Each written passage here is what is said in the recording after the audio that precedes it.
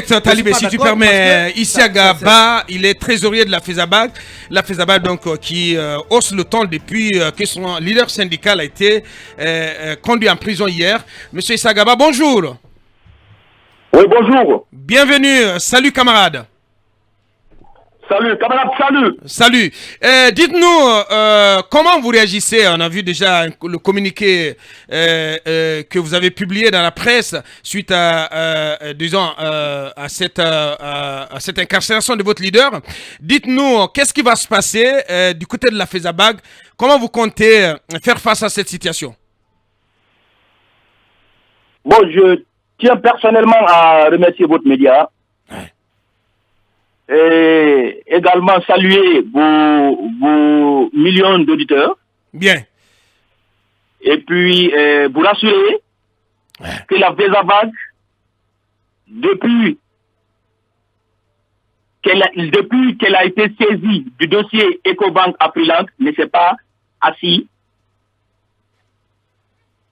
Elle est en train de jouer son rôle, comme d'habitude, celui de défendre le travail et les travailleurs. Et jusque-là, c'est ce qu'on est en train de faire.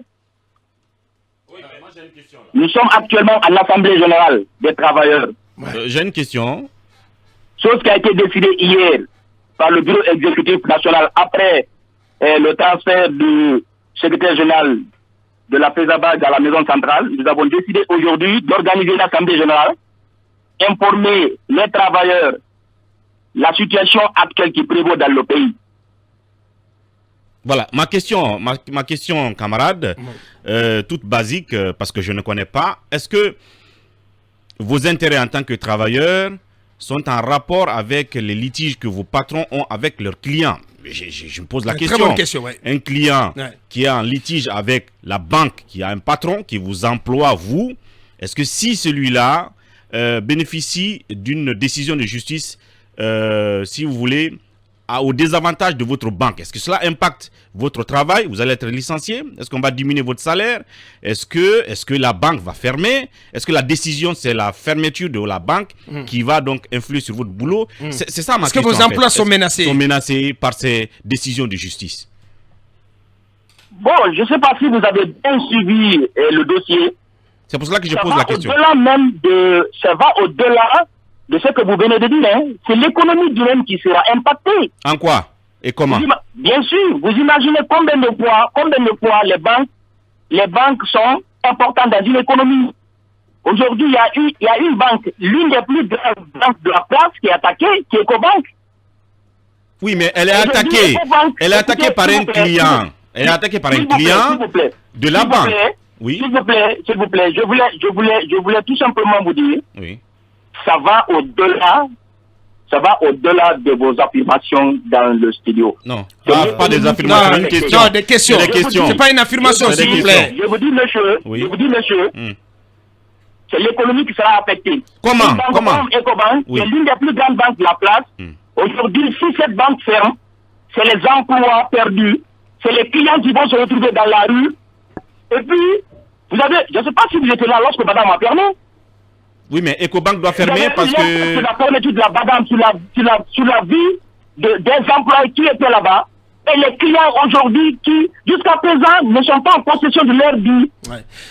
Parce qu'en réalité, Mamadouri, ce qui pourrait arriver, c'est la saisie-vente des actifs d'Ecobank. Pas forcément. Pas forcément. Non, ça pourrait arriver. Pas forcément. Pour votre information, depuis tout ce temps-là, la FESABAG ne s'est jamais mêlée dans cette procédure judiciaire. La FESABAG est restée un client qui est venu librement ouvrir un compte à Ecobank. Depuis 2011, il est en rapport avec Ecobank. Ecobank lui a accompagné en lui donnant 2 lettres de crédit pour financer son lit. Au moment de l'exécution de ces 2 lettres de crédit, la provision n'étant pas constituée, le client a demandé à sa banque honorer l'engagement. Tu sais que le client avait fait, est-ce que la banque avait fait. Après, le client a eu des difficultés de payer, de reconstituer la provision. Donc de 2016-2017, ils ont trouvé un protocole dans lequel le client s'était engagé à payer. Donc la cliente a été restructurée.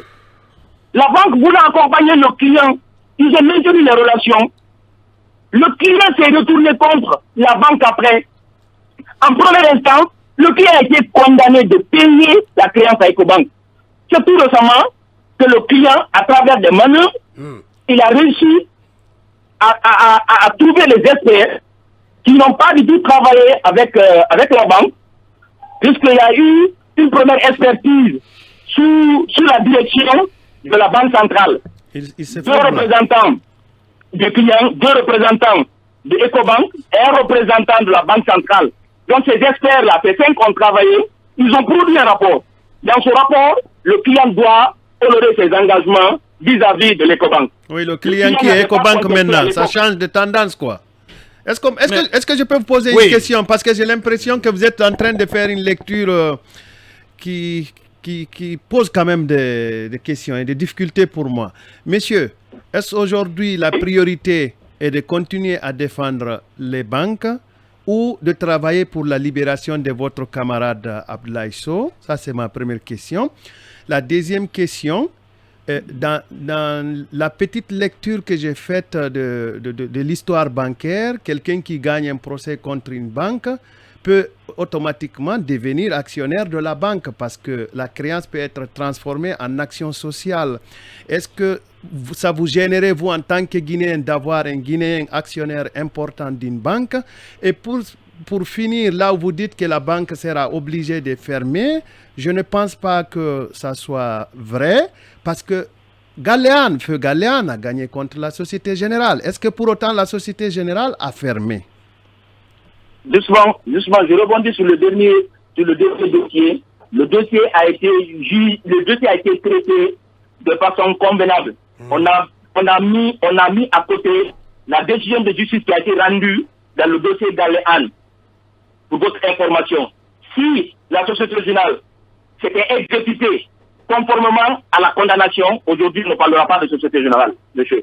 Donc je reviens sur la première question. La position de la FESABAG sur l'actualité aujourd'hui qui prévaut dans le secteur financier, il faut libérer le secrétaire général de la FESABAG, qui n'a commis aucun crime. Il faut arrêter le dossier Ecobank et Afriland, les dossiers montés de toutes pièces. Les deux conditions-là, c'est des conditions non négociées. Les travailleurs... Autrement dit, ça veut dire qu'il faut dissoudre le système judiciaire guinéen. Autrement dit, si ces conditions ne sont pas acceptées, qu'allez-vous faire?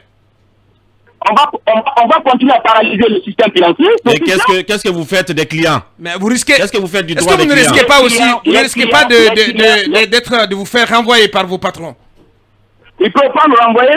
Nous avons déposé hier un préavis de grève qui court, qui nous donne droit de tenir des assemblées. C'est ce que nous sommes en train de faire ce matin. Ça veut dire que vous êtes à la solde de vos patrons. Pour tenir des AG. Ça veut dire que vous êtes à la solde de vos employeurs. Pas forcément, parce qu'ils ne parlent pas du même langage là. Non.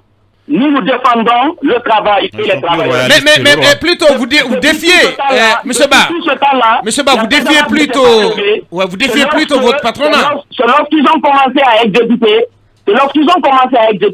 à s'attaquer aux biens de la banque pour les vendre, c'est à ce moment la FESABAG s'est levée. Bien. Mais monsieur Ba, grand merci, oui. Très rapidement. Monsieur Ba, est-ce que vous regrettez les propos du camarade Sow à l'encontre des magistrats? Non, pas du tout. Il n'a jamais injurié quelqu'un. Bien. On a compris.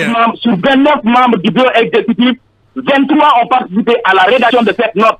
Il a été dit dedans des magistrats. On n'a pas dit les magistrats, mais des magistrats. Et que les gens prennent ça pour faire sans problème.